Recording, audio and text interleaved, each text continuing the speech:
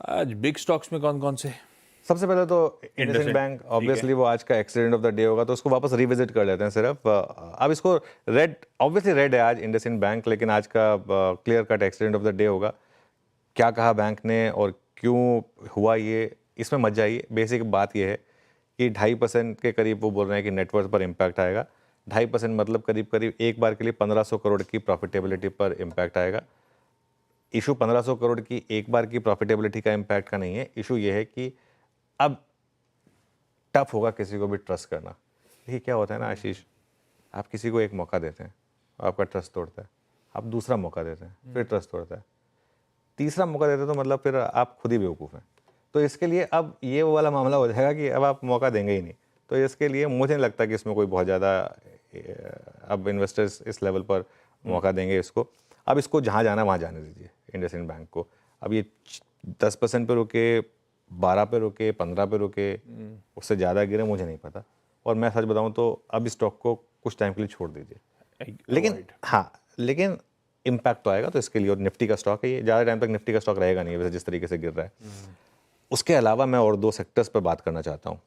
एक है mid cap IT, और मिड कैप आईटी में आशीष, मैंने आपको याद होगा कोफोर्ज, परसिस्टेंट, इन सब पर एक प्रॉफिट बुकिंग की कॉल दी थी। हाँ, सब पे प्रॉफिट बुकिंग की कॉल दी थी मैंने। जब ये स्टॉक्स में पिछले क्वार्टर के नंबर्स आए थे, उसके बाद मैंने स्पेसिफिकली दो नाम लिए थे, कोफोर्ज और परसिस्टेंट। पूरे आईटी सेक्टर की बात हुई थी हमारी, एम्फेसिस, ओएफएसएस, बेसिकली जितने भी बीएफएस टाइम वो था जब कल्याण की भी पिटाई हो रही थी, और तब कुछ स्पेसिफिक स्टॉक्स की पिटाई हो रही थी, तब आपने इनके लिए भी रेड सिग्नल्स दिए। पॉलीकैब के लिए भी रेड सिग्नल, पॉलीकैब के लिए भी रेड सिग्नल दिया था मैंने ऐसे काफ़ी मिड कैप स्टॉक्स थे जिनके लिए, जिन्होंने काफ़ी वेल्थ बनाई थी, वहाँ पे मैंने ये व्यू लिया था कि अब आपने अगर इन स्टॉक्स में वेल्थ बनाई है, तो अब आप यहाँ पर एक प्रॉफिट बुकिंग करके साइड पे बैठ जाएं। मेरे ख्याल से वो व्यू बिल्कुल सही रहा। हम उसको कुछ टाइम बाद चाहेंगे तो रिविजिट भी कर लेंगे। लेकिन देखिए हुआ क्या, कल नैस्डैक में 4% की गिरावट आई। इशू ये नहीं कि नैस्डैक कल 4% गिरा, क्यों गिरा? यूएस में रिसेशन का रिस्क लेके। अगर यूएस में रिसेशन आ गया ना, तो आप आईटी को भूल जाइए इस साल के लिए। वैसे ही आईटी पिछले साल का आउट परफॉर्मर था, और जैसे कैलेंडर बदलता है कई बार वो चेंजेस होते हैं। आईटी में मुझे लग रहा है कि बड़ी गिरावट आएगी, क्योंकि ये वाली जो गिरावट है ना, ये स्पेसिफिक ऐसा नहीं हुआ कि कोई टेस्ला गिर गया, कुछ हो गया उसकी वजह से नैस्डैक गिर गया। यूएस के रिसेशन के फियर की वजह से गिर रहा है, और ये एकदम से 2 हफ्ते पहले तक तो कोई ऐसा फियर नहीं था। ट्रम्प के आने तक तो कोई ऐसा फियर नहीं था, सब यही बात कर रहे थे कि मेक अमेरिका ग्रेट अगेन, ये सब वो सब। अब एकदम से ये सब फियर आ गए। तो आईटी देखिए आप पिछले 14 दिन में किस तरीके से गिरा है। और पिछले साल हमने कहा था कि आईटी में आपका 35% हिस्सा होना चाहिए। इस साल हमने एक व्यू लिया था कि आईटी में आप प्रॉफिट बुकिंग करिए, और इस साल आईटी के बजाय बैंक शायद आपको ज़्यादा आउट परफॉर्म करके दिखाएंगे। तो ये मेरे ख्याल से एक दिक्कत रहेगी, और ये सारे के सारे मिड कैप आईटी स्टॉक्स काफ़ी वीक हैं। एक पॉकेट जिसमें मैं लग रहा हूँ आज, जिसमें आप लीप ऑफ फेथ लेके थोड़ा बाइंग कर सकते हैं। कल ये सब स्टॉक्स गिरे थे, एचपी, बीपी, आईओसी, क्योंकि वो सप्लीमेंट्री डिमांड में कुछ नहीं आया था उसको लेकर, एलपीजी को लेकर, इस वजह से ही गिरे थे। मुझे लग रहा है कि इन पर आप फोकस करें। इनके चार्ट्स भी दिखा दीजिए प्लीज़ कल के।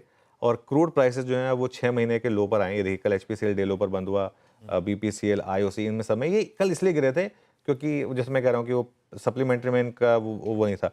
लेकिन ये आएगा, ऐसा नहीं है कि नहीं आएगा आशीष। ये हो सकता है कि इस पार्लियामेंट सेशन के अंदर आ जाए या बाद में आ जाए, ये वाया बिल आ सकता है। ये जरूरी नहीं है कि आप वाया सप्लीमेंट्री करें इसको। तो अगर वो आ गया, plus crude at 69, plus dividend yield 4 से 5% की, इस समय कल दीपम सेक्रेटरी खुद बोल रहे थे कि डिविडेंड भी बढ़ा के देंगे इस बार ये कंपनियां। तो मुझे लग रहा है कि ये जो लोअर लेवल से थोड़ी सी रिकवरी पॉसिबल है ऑयल मार्केटिंग कंपनी में। इसके लिए आज मैं अगर एक सेक्टर को ग्रीन में लेकर चल रहा हूँ, तो देखिए आपदा में भी अवसर खोजना होता है ना आपको, तो वो इसके लिए मैं इसको ग्रीन में लेकर चल रहा हूँ। परफेक्ट है। इंडसइंड बैंक अवॉइड है आज, तो खैर accident of the day upfront चर्चा हो चुकी है। मिड कैप आईटी पेन बढ़ेगा, पर रेड फ्लैग्स तो चैनल ने पहले ही हाईलाइट कर रखे थे ब्यूटीफुली काफी समय से, और आप देखिए लगातार आईटी पे प्रेशर माउंट होता ही चले जा रहा है।